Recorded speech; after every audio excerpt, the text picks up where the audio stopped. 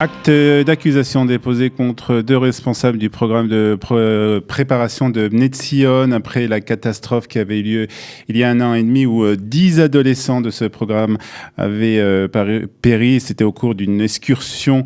Ces responsables de ce programme de préparation ont été accusés de négligence. Pour parler de cette catastrophe et surtout des consignes de sécurité après cet événement qui a eu lieu il y a 1 an et demi. Nous sommes en ligne ce matin avec Aria Abitbol. Aria Abitbol, bonjour.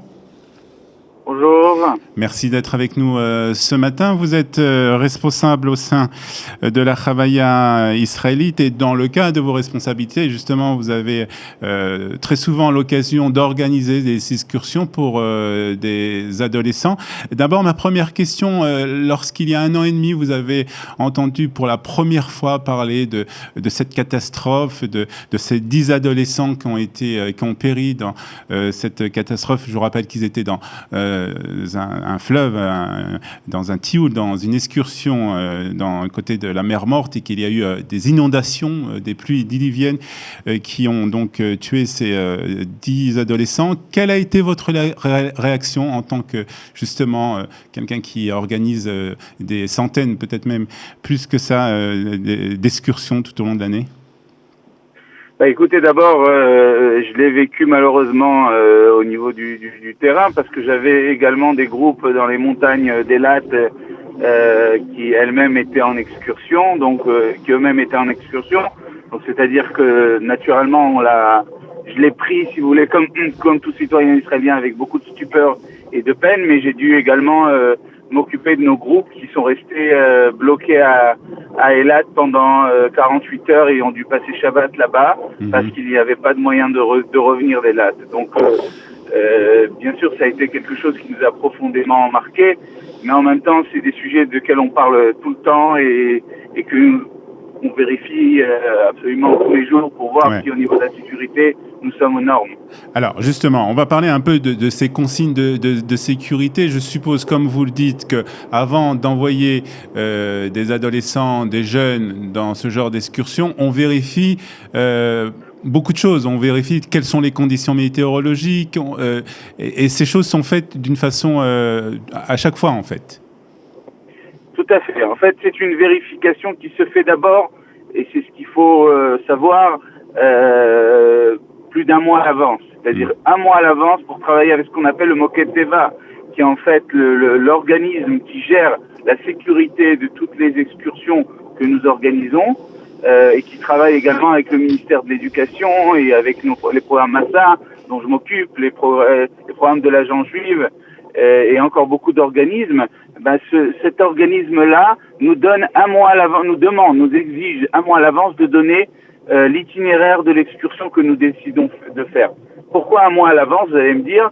Parce que parfois, il y a dans ces régions-là, ça peut être des travaux, ça peut être des manœuvres militaires qui font que on est obligé donc d'anticiper les choses. Après cela, il y a une vérification qui se fait la semaine de l'excursion.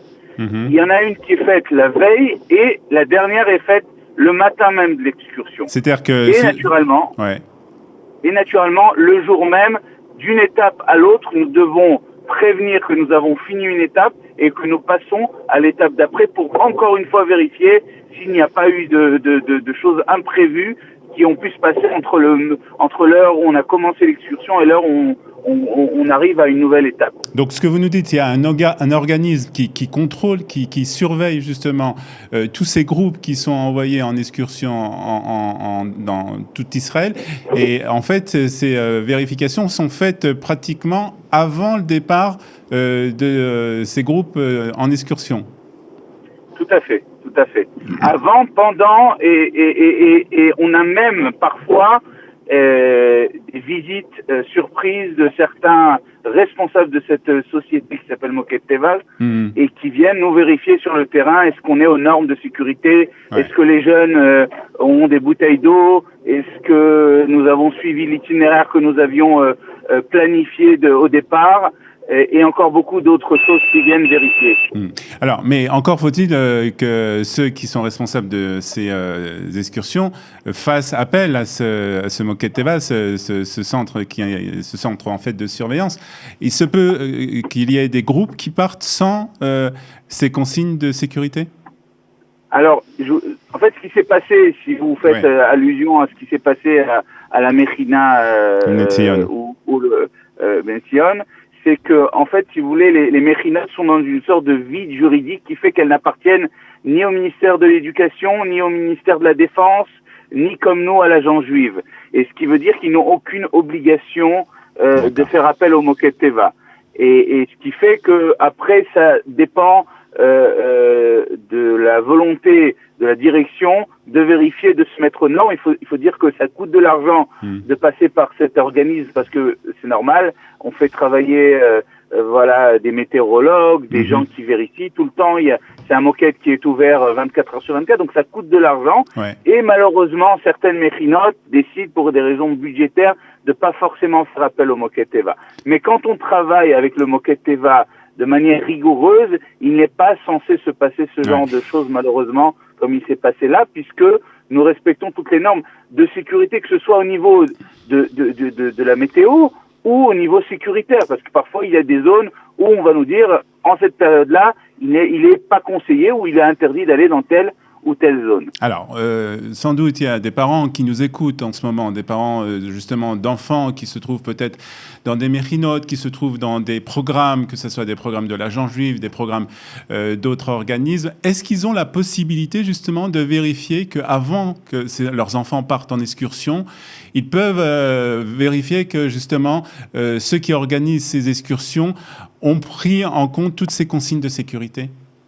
Tout à fait. Non seulement ils peuvent le vérifier oralement, mais ils peuvent le vérifier également par des papiers. Vous savez, on signe des papiers, on envoie une demande écrite et on reçoit une autorisation écrite du Moquet Teva. C'est-à-dire tout peut être absolument vérifié aujourd'hui de manière la plus transparente.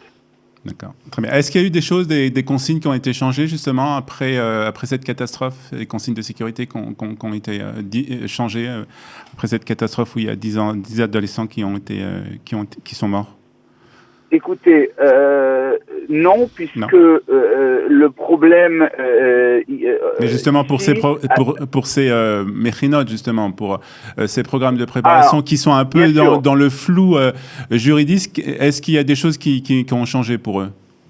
Écoutez, de ce que je sais, mais je ne suis pas dans les détails parce que je ne gère pas ce type de programme, mais ce que je sais, c'est qu'il y a eu de véritables discussions entre le ministère de la Défense et ces méchinotes-là, et qu'ils ont renforcé ces règles-là. Naturellement, de toute façon, les parents, aujourd'hui, sont beaucoup plus vigilants quand ils envoient leurs enfants dans ce type de méchinotes. Et moi, je leur conseille de toutes les manières de vérifier que ces méchinotes travaillent avec le Moquet Teva, parfois même de les vérifier en leur disant est-ce que j'aimerais, je comprends qu'il y a une excursion dans 2-3 semaines de nos enfants, j'aimerais vérifier est-ce que vous avez le papier du Moquet Teva. C'est des choses qui peuvent être demandées. C'est des choses qu'on peut demander. Il ne faut pas hésiter à les demander. Et de toutes les manières, vous nous dites que de toutes les manières, tous les programmes qui sont sous l'égide, que ce soit de la Chavaya israélite où vous travaillez, ou bien de l'agence juive, toutes ces organismes. Ou même du ministère de l'Éducation. Je dis ça pour les parents qui ont leurs enfants, qui ont des enfants dans les écoles.